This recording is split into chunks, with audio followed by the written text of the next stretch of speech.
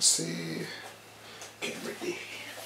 All right. So one of the most frequent comments throughout season 1 is that we're so much better than X-Men: The Last Stand, which thank you, and lots of questions as to why didn't the Hollywood movies include the things that we include. And really, it comes down to the nature of the film. I think we are a fan series, so we are making it for the X-Men fans. We have a duty to the comics.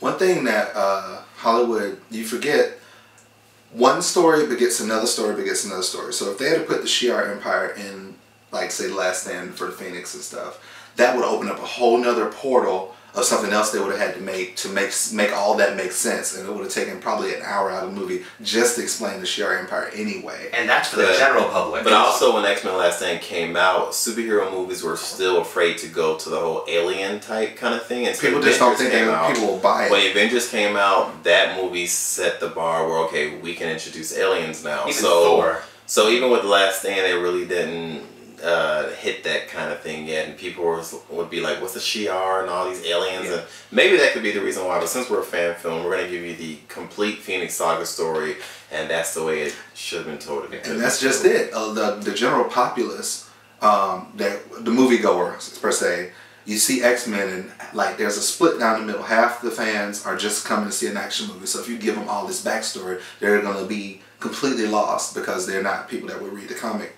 generally. But then you got the other half who are the comic book enthusiasts who know the backstory. So those are who the people who get upset, and we understand and we appreciate that. So that's why we do what we do. We are filling in the gaps, as you are. We're not completely defending X-Men: The Last Stand. No. We already know about that movie and its many mistakes, but we appreciate that you think we're better greatly. Okay, the next question is in episode 2 of season 1, why did Xavier prevent Cyclops from shooting Eric the Red when he had a clear shot? Well, as you can see, Xavier's using his powers. He's really trying to concentrate. He's really trying to take control of the situation before it gets out of hand.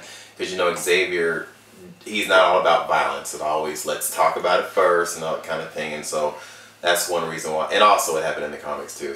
So a lot of you wonder why we cast certain ways that we casted for this show. Like, per se, season 1's Xavier was kind of young and Wolverine was kind of tall, even though Hugh Jackman's 5'10". But that's beside the point. I didn't have red hair.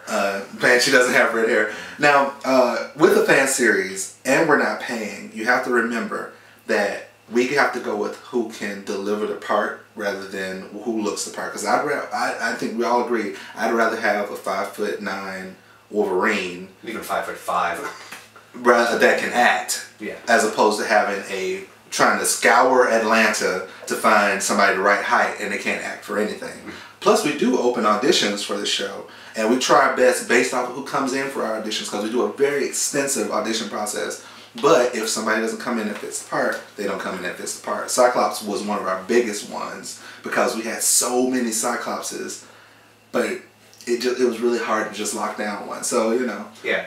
Well, that goes to a Facebook question, because I know I didn't have it on here, was how do we find these actors? And basically we hold auditions in Atlanta. Atlanta is a big pool of actors, and, you know, whoever comes out to audition, that's how we make our decisions. But I know I see a few comments of, you know, why this character can't be this shape or this tall, this muscular, or this whatever. It's because, you know, it's not a paid gig. We can't type all this stuff in a computer and it spits out the perfect actor. And it's the real world. It is the real world. You're not going to... the fact, for example, we found somebody who I think is nearly spot on for Colossus. Yes. But he is never going to have the muscle mass that Colossus in the comic book does. And it's never going to completely 100%, you know, appease all the fans. Right. Like, our Nightcrawler is probably our most perfect casting, I think, that we have on the show. But even he's not the right height. Yeah. And people would say that because we had a big comment about him standing upright versus crouching. And I was like, oh my God. So we started making him slouch. And then we stopped making him slouch. So it was just like... We get core as possible, but you have to make sacrifices for the sake of acting ability, because ultimately we can't pay anybody. Matters. Sorry, we can't pay anybody. If we had thousands of dollars, we could do this big nationwide search for them. And remember, X-Men has 1 million characters. We don't have 1 million actors at our disposal, so we're going to go with the closest that we can do. And we have over, like, what, 500 actors already total for free. So